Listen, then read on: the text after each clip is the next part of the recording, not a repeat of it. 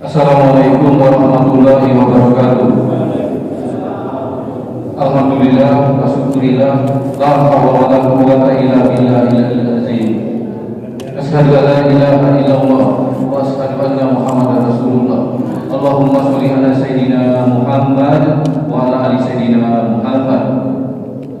Bapak-bapak, ibu-ibu, saudaraku jamaah salat subuh Masjid Haniatul Imin yang insyaallah kita yang berada dalam masjid ini dimuliakan dan mendapat berkah, selalu mendapat berkah dari Allah Subhanahu wa taala.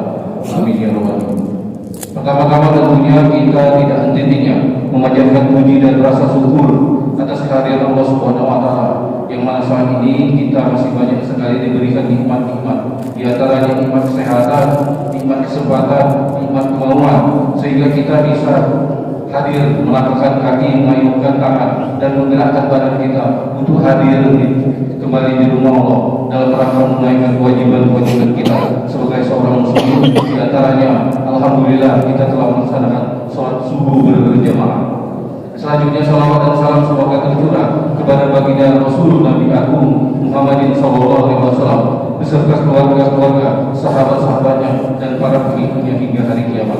Semoga kita yang selalu mengirimkan salawat kepada beliau di yaumil akhir atau di yaumil kiamat, kita mendapat pertolongan ataupun syafaat daripada beliau. Amin ya rabbal alamin. Bapak-bapak, ibu-ibu, saudaraku, sebagaimana biasa program kegiatan rutin masjid kita Haniatul Imin, yakni setiap subuh, pada subuh hari Minggu kita mengadakan majelis ilmu. Pada minggu pekan kedua ini yang akan menyampaikan kajian-kajian Islam telah hadir di tengah-tengah kita Al-Ustaz Al-Muhsin Sarjana Pendidikan Islam. Beliau akan menyampaikan kajian-kajian Islam kepada kita para jemaah Masjid Al-Imin. Kepada beliau waktu dan tempat kami persilakan dengan seluas-luasnya. Demikianlah, Assalamualaikum warahmatullahi wabarakatuh.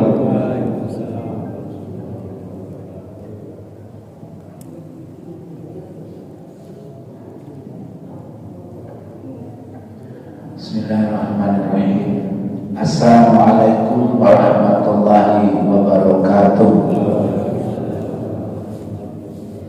Alhamdulillah, alhamdulillahilladzi anzalal kitaba tibyanan likulli syai' wa hudaw wa rahmah wa busra lil mu'minin.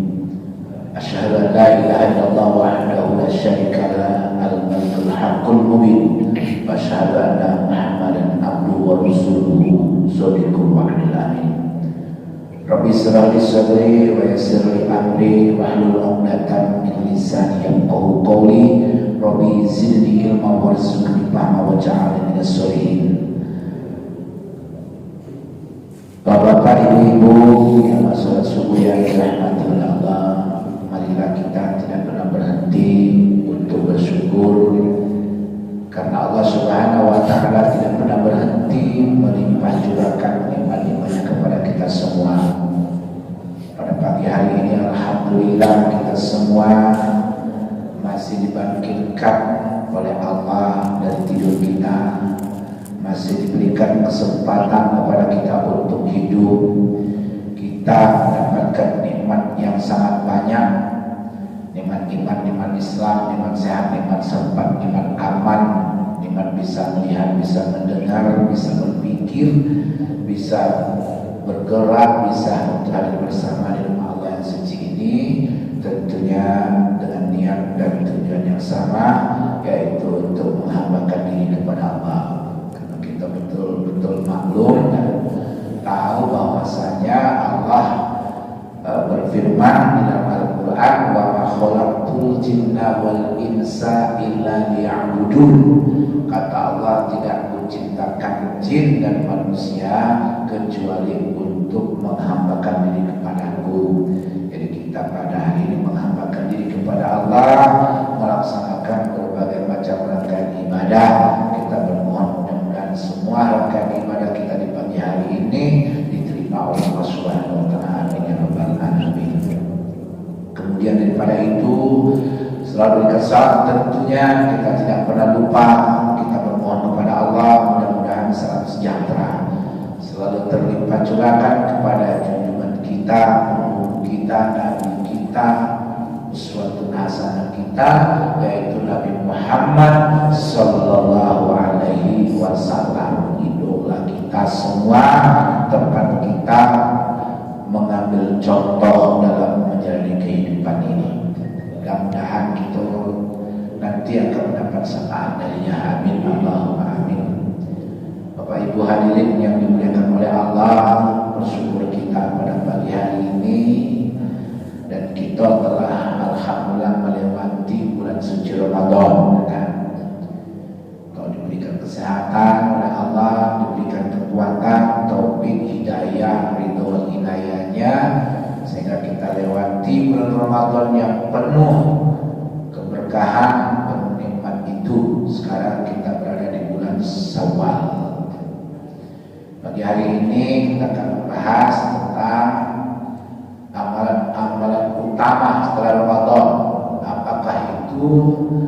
Tentu saja amalan yang utama yang mesti kita jaga konsistensinya. Kita mesti untuk selalu istiqomah dalam beribadah, yaitu puasa sunnah. Jadi puasa Ramadan sebulan. Sekarang kita telah berada setelah bulan Ramadan, bukan berarti Ramadan berlalu, berhenti pula puasa. Nah, bagi kita semua diajarkan oleh Rasulullah setelah Ramadan itu supaya kita melaksanakan puasa-puasa sunnah, ya, terutama puasa Syawal. Nah, ini sering kita bahas, kita ingat-ingat Bapak Ibu ya, karena ini merupakan suatu hal yang luar biasa. Puasa Syawal ini puasa walaupun hukumnya sunnah, tapi sangat dianjurkan oleh Nabi kita Muhammad SAW. Karena Syawal ini memang berarti peningkatan, meningkat gitu. Nah, kalau tadi kita puasa Ramadan di bulan Syawal, kita lanjutkan. Jadi ada keberlanjutan berpuasa kita walaupun hukumnya sunnah, tapi sangat dianjurkan dan pahalanya pun sangat berlipat ganda.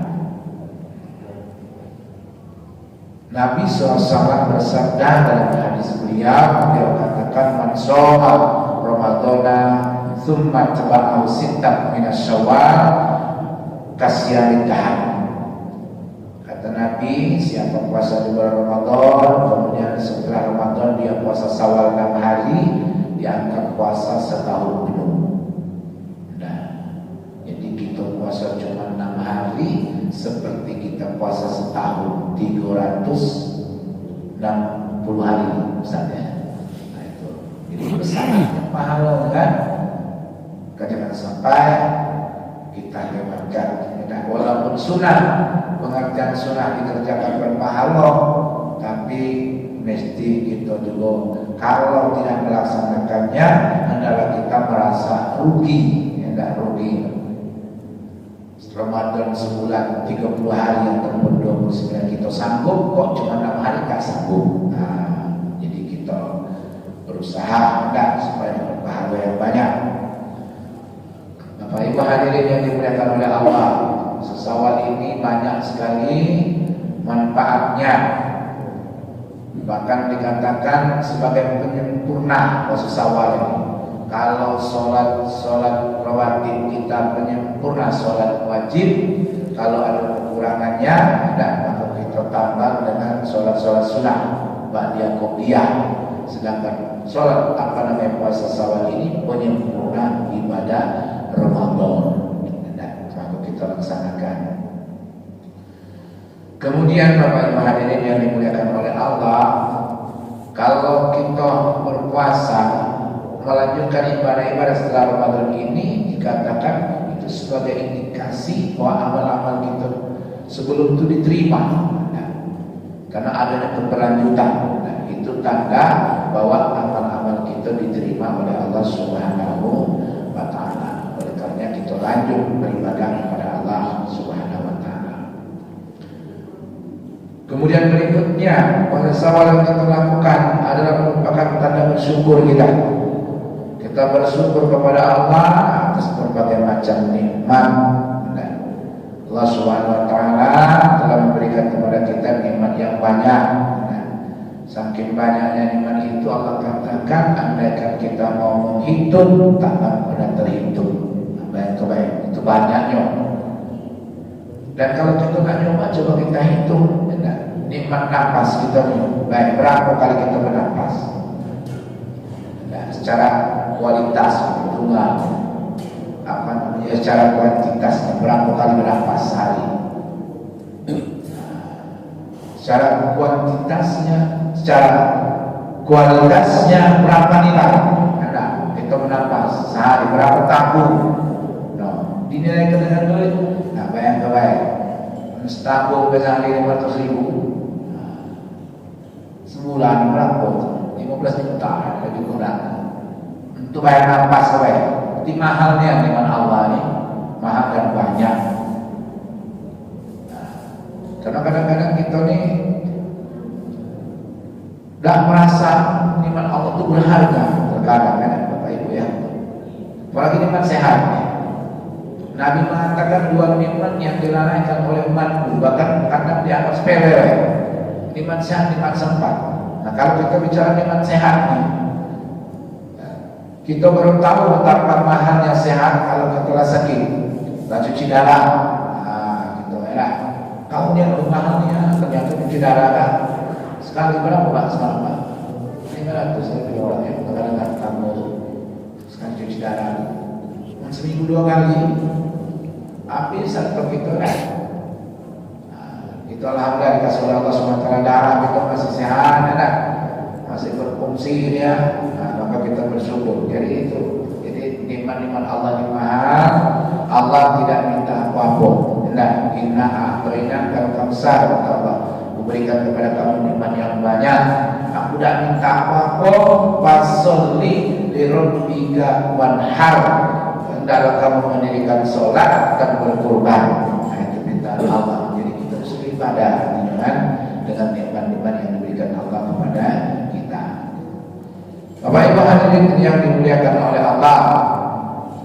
Jadi kita bersyukur atas nikmat-nikmat ini. Kita kepingin Allah Subhanahu wa taala menambahkan nikmat itu kepada kita semua. Ditambah dalam artian baik jumlah maupun kualitasnya. Nah, karena nikmat itu dia akan menjadi bertambah barokahnya, walaupun barangkali tidak bertambah jumlah, tapi keberkahannya. Nah, bila kita bersyukur, tapi bersyukur dengan kesehatan, nah, maka kesehatan kita akan bermanfaat. Bersyukur dengan harta kita akan jadi manfaat. La in syakartum la azidannakum wa la in kafartum inna adzabi lasyadid. Ini populer. Hampir setiap ustaz apa? Hampir setiap MC apa? Perintah untuk bersyukur ini. Nah, kalau kita bersyukur Allah tambah nikmat itu, walaupun tidak jumlah, kualitas keberkahan akan bertambah. Nah, kalau tidak bersyukur tidak cukup, ada cukup ya. Kalau bersyukur sedikit insya Allah cukup. Tapi kalau tidak bersyukur sebanyak apapun, maka tidak akan pernah merasa cukup. Kapan cukupnya? Nah, kapan kita ulun dari sempadan tanah bercukup dengan nikmat anugerah Allah. Nah, apalagi bagi orang yang serakah, tidak cukup dia. Nah, semua kurang, semua dia ingin, jadi tidak ada cukupnya. Kapan cukup? Nah, mulut dan sempadan tanah, artinya mati gitu, baru cukup. Memang itulah gambaran kehidupan dunia. Maka kita diajarkan supaya pandai-pandai bersyukur. Bahkan ini pernah menggambarkan bahwasanya manusia itu kalau punya satu lembah emas, dia kepingin lembah yang kedua. Tidak cukup sih kok lembah emas, gunung emas sih kok tidak cukup, nak gunung yang kedua.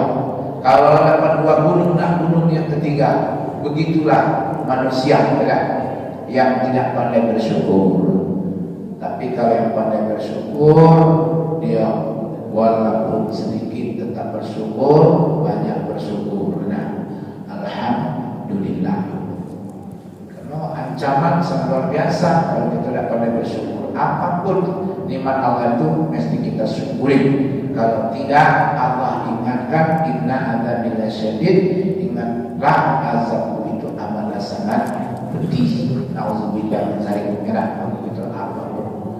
Ala kulli hal nasykurullah atas segala sesuatu kita bersyukur kepada Allah. Dikasih sehat alhamdulillah, dikasih kuat alhamdulillah, dikasih sempat alhamdulillah, masih baca makan ya. Apa baca dimakan alhamdulillah. Kalau ada orang yang baca makan nasi dia baca lagi dimakan, makan sambal sariawan, makan tempoyak asam lambung, La ilaha illallah.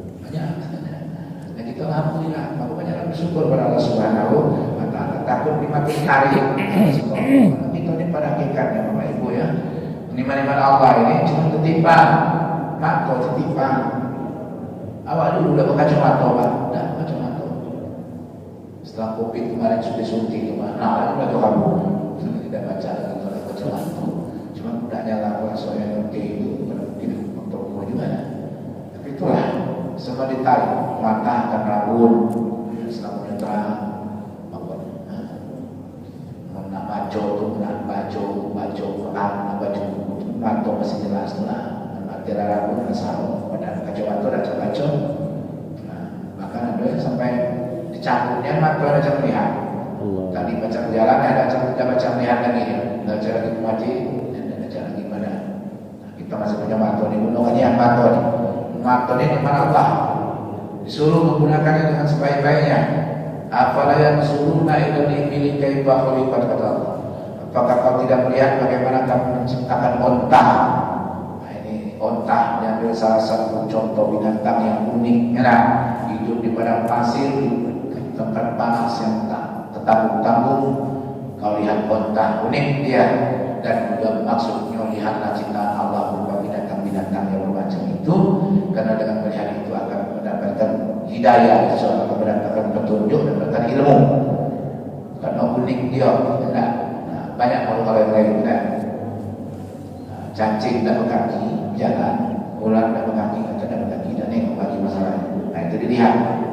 Afala yanzuruna ila al-ibili kaifa khuliqat wa ila as-sama'i kaifa rufi'at. Allah suruh kita dengan mata ni, kau lihat bagaimana Allah meninggikan langit, tak bertiang, 7 lapis langit. Tak kata tiang, tak kata tali, tak kata penyangganya, kok tak jatuh-jatuh. Lihat itu kata Allah. Bahkan dalam surat Al-Mulk itu dikatakan, lihatlah berkali-kali kau tidak mendapatkan cacatnya langit itu. Tak kata rokah, tak kata kompel langit, sempurna.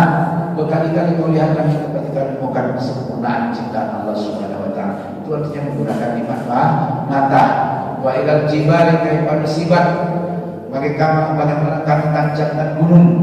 Gunung itu kau lihat tidak tinggi, menculang, gunung besar. Karena gununglah dunia ini tidak goyang. Bapak Ibu ya, karena gunung itu paku dunia itu gunung. Dulu ketika pertama kali Allah ciptakan bumi ini, bumi ini bergoyang-goyang terus. Tidak baca dengan pagi awalnya. Lalu Allah tancapkan gunung, maka bumi ini mantap, bisa kita tempati seperti hari ini. Sampai malaikat takjub ya, kagum dia melihat alangkah kuat gunung itu. Gara-gara gunung itu bumi sebesar ini bisa mantap, tidak goyang-goyang. Sehingga memunculkan pertanyaan malaikat, ya Allah, adakah makhlukmu yang lebih kuat daripada gunung? Nah, dijawab bahwasanya makhluk yang lebih kuat dari gunung itu adalah besi. Nah, setinggi-tinggi gunung pacak rata karena besi. Nah, ada alat-alat dibuat dari besi, rata gunung. Nah, begitu kan. Bapak Ibu hadirin yang dimuliakan oleh Allah, wa ilal ardi kaifa sutihat. Bagaimana bumi dihamparkan oleh Allah. Jangan perlu kita tengok misalnya kita baca-baca bumi ya. Karena bumi ini, alam ini sesungguhnya media kita belajar sumber ilmu itu selain Al-Quran adalah alam semesta. Baik ya. Memang Quran sumber utama ilmu pengetahuan dunia. Nah, ilmu apa baik sumbernya Al-Quran. Nah. Jadi, kemudian setelah Al-Quran ada bumi. Maka orang banyak mempelajari bumi ini sehingga dapat ilmu pengetahuan ya. Karena dalam Al-Quran Bapak Ibu ya, ada ayat yang menjelaskan di dalam laut ada api. Dalam Quran itu ada ayat yang menjelaskan di dalam laut ada api. Nah bagi kita yang belum nengok, mungkin kita ragu karena api pasti padam kena air kan. Sebesar api kena air pasti padam pula, kalah dengan air. Tapi qadarullah untuk kehendak Allah ada api dalam air, bahkan bukan api, bahkan gunung saja. Ada gunung api di dalam air. Di dalam Al-Quran diteliti oleh orang Barat sana, orang-orang Eropa. Mereka kalau dia bilang ini Quran itu diteliti, kalau kita cuma beriman ya, keterbatasan, maklumlah. Ada kita keterbatasan. Tapi orang-orang Barat sana, kalau memang ada di Quran ditelitinya, apa ini nyala. Ternyata setelah mereka menyelam ke dalam laut, dunia so api bukan api tapi gunung api di dalam lautan. Nah itu mereka dapatkan. Banyak pemain hadirin ya. Kalau kita pelajari, ada laut bertemu, si laut tawar, si laut asin bertemu dia, tapi tidak campur air. Ada di Quran. Pernah surat apa? Pernah saya baca surat Ar-Rahman ini. Bahwa ada pertemuan dua laut, sifat tawar, sifat asin. Tidak bertemu. Dekati membatas, tapi dengan izin Allah, dengan qadarullah, dan semuanya bisa terjadi. Nah, kalau kita baca, Allah itu maha segalanya. Laut itu bergerak, mengalir atau tidak airnya itu atas izin Allah. Laut-laut memburu, maka dia dan yang rupa-rupa memburu. Karena Allah yang atur. Karena ada dijelaskan bahwa laut itu setelah diciptakan oleh Allah katakan wahai laut jangan kau melewati batas. Jadi Allah itu membatasinya. Karena tidak ada sampungnya. Ombak bisa bersambung gunung terang habiskan, tapi Allah belum izinkan menghabiskan. Tapi kalau Allah mau habiskan ya, tidak ada celu. Bapak Ibu hadirin yang dimuliakan oleh Allah. Jadi kita bersyukur atas nikmat-nikmat Allah ini, sehingga Allah akan menambahkan nikmatnya kepada kita semua. Kemudian setelah puasa Syawal ada puasa Senin Kamis. Ini juga media kita juga untuk mendekatkan diri kepada Allah, kita laksanakan. Juga manfaatnya banyak, Bapak Ibu ya, banyak baik secara fisik maupun secara spiritual, bahkan secara medis. Jadi pada puasa Senin Kamis. Dan Nabi pernah bersabda, "Sumu tasyu," kata Nabi, puasa kamu, puasa kamu, kata Nabi, kamu akan sehat. Nah ini setelah kita perhatikan dari sisi kesehatan Bapak Ibu ya, ada yang menjelaskan bahwasanya dengan berpuasa itu akan membuat jantung kita lebih sehat. Ini kata wong nih, kata orang-orang yang menelitinya bahwa orang berpuasa itu jantungnya akan menjadi lebih sehat. Soalnya hadis Nabi, tadi Nabi katakan puasa kamu sehat, sehat kamu. Nah ini. Kemudian ada yang mengatakan bahwa puasa itu dapat menurunkan kolesterol. Jangan banyak makan daging, enggak kolesterol Pak. Bu, kalau banyak puasa insyaallah enggak. Kita yakin dengan Nabi kata puasa kamu sehat. Walaupun tidak sebentar. Jangan boleh puasa sehari langsung sembuh kolesterol tidak. Terus kita beribadah insyaallah. Kemudian mengontrol gula darah. Nah, yang berpuasa akan mampu untuk mengendalikan kencing manis. Dan akan mengurangi tentang bicara kencing manis, karena dengan kita berpuasa mengurangi makan. Nah, karena makanan yang kita makan itu bergula kalau termasuk nasi. Kalau nasi itu kita keluarkan dari meja masuk dalam lemari, semut kali gula nanti ternyata nasi itu manis. Nah, apa dengan kita mengurangi makan nasi itu, insyaallah dapat mengontrol gula darah kita. Kemudian daripada itu Bapak Ibu, puasa manfaat juga meningkatkan fungsi otak. Orang berpuasa otaknya berjalan. Ya, karena puasa itu lapar. Kalau kita coba kalau kita lapar dengan makanan, berjalan otak kita macam mana menahan makan. Kata saya misalnya nanti berpikir, apa pun usaha itu timbul pemikiran, jangan nak dapat saya. Kalau ada kata saya kacang di beras, kalau ada kata beras tak bisa makan. Cuma perut itu kenyang. Nanti tidur lawan kita tidur, ada malas. Tapi dengan berpuasa, dan itu pun dulu pernah kita baca bahwasanya pernah kita dengar dari kawan kita yang dulu bekerja di kantor Habibie yang posisinya di luar kapal terbang. Ngomongin dulu kalau salah waktu itu saya bercerita dia pernah bekerja di sana, dia ngomong Habibie itu puasa Senin Kamis tidak pernah tinggal, bahkan dia mengharuskan pekerja-pekerjanya yang bekerja di kantor dulu puasa Senin Kamis. Habibie jadi muslim, anaknya pun jadi muslim. Nah, salah satunya adalah dapat meningkatkan kecerdasan dan banyak berpuasa. Terus saya katakan tadi, perut kita lapar, pikiran kita merayap kemana-mana. Cuman kalau cuma perut kenyang, ngantuk, malas, nanti tidur baik. Artinya otak kita tidak terlalu berfungsi. Kemudian Bapak Ibu hadirin, dikatakan juga di sini bahwa dengan berpuasa memperlambat proses penuaan. Karena sehat kan, walaupun tua, jangan muda, pun sehat. Tapi penyakitan, kalau masih muda, nah, jauh kan tua, itu penyakitan tadi kan. Contohnya itu, kan? Kalau sehat, dapat memperlambat proses penuaan. Secara spiritual, secara agama, Bapak Ibu, bahwa puasa itu meningkatkan iman dan pasti meningkatkan takwa. Dalam ayat yang Ramadan kemarin sangat populer itu kan, bahwa salah satu tujuan puasa itu la'allakum tattaqun, agar kamu mendapat derajat takwa, akan membuat kita lebih bertakwa kepada Allah Subhanahu wa taala. Dan untuk puasa dari timbul rasa-rasa kita bilang kita berpuasa, rasa takut, rasa cemas dan lain sebagainya. Enggak, itulah orang takwa. Kemudian melatih kesabaran orang puasa, mesti kita puasa kemarin berarti sabar orang puasa.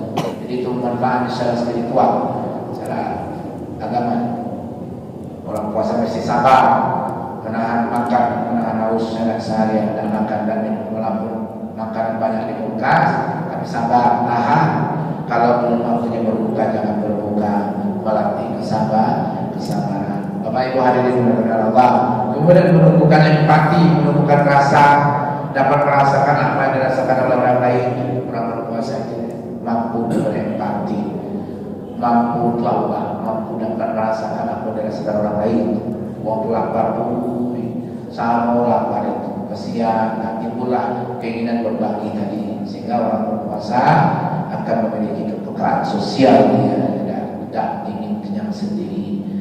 Apalagi kalau dia membaca hadis Nabi yang mengatakan tidaklah beriman seorang yang tidur dengan perut yang kenyang sementara tetangganya tak bisa tidur karena kelaparan. Itu kekenyangan, banyak makanan, tetangga tidak makan, tidak beriman kata Nabi. Walaupun kita ni orang beriman, aku beriman, beribadah, tapi tidak peduli dengan orang kelaparan. Sementara kita punya, kita tidak ada rasa untuk membantu. Bapak Ibu hadirin yang dimuliakan oleh Allah. Kemudian puasa mengajarkan kedisiplinan. Sudah pasti tidak mau puasa kalau disiplin kata-katanya, tidak boleh ngomong basi. Buat puasa tapi ngomong sebasi, maki-maki, marah-marah, apalagi gibah, apalagi adu domba. Puasa menahan dari disiplin, tidak tahan mulut. Jahilnya mulut dibakar kan, tutupnya. Yang tidak baik bisa diomong. Itu disiplin, mengajarkan disiplin. Menundukkan hawa nafsu, Bapak Ibu ya. Puasa luar biasa. Nabi pernah mengatakan, wahai anak muda, nikahlah kamu kalau baca nikah. Tidak, lakukan menikah, mampu untuk menikahlah kamu. Kata Nabi, jangan membujang. Karena walaupun bagaimana bujang, tidak akan pernah bahagia kalau hidup sendirian. Nabi Adam perlu di surga sendiri, tidak bahagia di surga. Tidak di surga dia sendiri, apalagi di dunia sendiri tidak bahagia. Maka Nabi nyuruh kita untuk menikah. Andai kan tidak mampu kata Nabi, berpuasalah, karena dengan berpuasa itu dapat menekan nafsu syahwat tadi. Jadi begitu luar biasanya tidak puasa yang manfaatnya. Memperbanyak pahala sudah pasti. Orang berpuasa itu berpahala, diampuni segala dosa. Ibu hadirin dan dimuliakan oleh Allah, yang 6 ya, insyaallah. Kemudian secara medis, orang-orang kesehatan mereka memberi penjelasan bahwasanya dengan berpuasa itu membantu detoksifikasi. waktu dia membantu mengeluarkan racun. Karena hasil bukan medis baik itu baca nengok betapa makanan yang kita makan itu beracun kalau termasuk beras pakai pemutih, ikan pakai pur, ayam pur, enak, sayuran pakai pupuk, enak. Apa yang aman, ganti aman, pisang pemintang, buah-buahan pengawet, buah-buahan atau kita apel atau kita sok jeruk-jeruk lalu bulan-bulan dalam susu. Tidak mungkin dalam susu kalau dikasih pengawet sekarang masuk pun tidak mengendap dalam tubuh ini, tidak keluar dari penyakit, sehingga hari ini banyak berbagai macam penyakit. Dengan berpuasa membantu mengeluarkan racun dari dalam tubuh kita. Bapak Ibu hadirin yang dimuliakan Allah. Kemudian dengan kita melaksanakan puasa juga dapat meningkatkan imunitas, kekebalan tubuh. Tadi hadisnya semua kasium kata Nabi, puasalah kamu, saya kamu akan sehat, meningkatkan imunitas pertahanan tubuh kita. Ini Nabi yang tahu bukan suntik barangkali dulu, tapi kadang pula kalau anak dulu Pak Ibu ya, suntik apa Pak yang masih kecil? Bukan polio. Ya, Imunisasi. Kapan sudah disuntik demam? Bagaimana? Kapan sudah diimunisasi demam? Aku mikir, ibu kantornya kuat sehat, demam terus. Anakku yang kedua udah imunnya, anak yang ketiga udah suntik sangat ada. Karena mulai anak pertama sehat kalau biar kapan sudah suntik demam, ada cocok. Tapi itu barangkali mungkin kebetulan ya, tidak selalu pindah yang itulah ya tak suntik kekebalan tubuh suntilah. Tapi pengalaman saya itu. Bapak Ibu hadirin yang dimuliakan Allah. Kemudian dapat membantu program diet. Jadi orang yang obesitas gemukkan makan banyak dan tahan lagi, kalau dia berpuasa dapat membantu menurunkan berat badan. Ada kawan kami itu beratnya 110 Pak, yang berat badan badannya ini makan. Tapi dia puasa, kemudian dia mengurangi makan yang mengandung karbohidrat tadi, dia cukup nasi sedikit baik sekepal, kemudian banyak makan sayur, makan telur, turun beratnya sehingga sekarang sudah 80 kilo dari 110, makanya dia mengurangi. Jadi akan membantu menurunkan berat badan. Dan yang tak kalah pentingnya buat kita semua bahwa dari hasil penelitian, puasa itu dapat menghasilkan sel darah putih. Nah, itu katakan aku baca kan yang mungkin juga paham loh kesehatan. Bagaimana kan baca lah, dapat meningkatkan sel darah putih. Katanya darah putih itu membunuh virus dalam tubuh. Jadi manfaat yang jadi secara medis di kajian orang-orang kesehatan, bukan hanya Islam, tapi Islam yang mengkaji ini. Jadi dengan kita berpuasa itu meningkatkan sel darah putih yang sangat berguna, membunuh virus, penyakit, parasit, melepaskan zat kimia, membersihkan sel-sel yang sudah rusak, yang sudah mati. Nah ini, jadi kita laksanakan insya Allah. Nah, tidak ada perintah yang diperintahkan kepada kita oleh agama yang kita cintai ini, oleh Allah maupun oleh Rasulullah yang dapat dimanfaat. Apapun yang diperintahkan pasti manfaat. Nah, tapi kita ini kadang-kadang nak cepatlah, sebenarnya bersabar. Semua yang Allah suruh itu mengandung kebaikan buat kita semua. Dan sebaliknya, apa yang dilarang itu mudarat. Apa baik? Yang dilarang oleh Allah dan Rasul itu membawa mudarat kepada kita semua. Oleh karenanya, jangankan perintah Allah dan Rasul, tinggalkan larangan Allah dan Rasul. Wa ma'atakum Rasul, wa ma'atakum Rasul, wa ma'anakum anhu fantahu. Apa yang diajarkan Nabi kerjakan, apa yang dilarang Nabi tinggalkan. Itu perintah Allah buat kita semua. Mudah-mudahan bermanfaat. Terima kasih atas segala perhatiannya. Mohon maaf segala kesalahan. Kepada Allah kita kesempurnaan pun mudah-mudahan kita selalu mendapatkan taufik hidayah dari Allah, selalu beribadah sampai kita mendapatkan husnul khotimah. Amin ya rabbal alamin. Ini saja Bapak Ibu.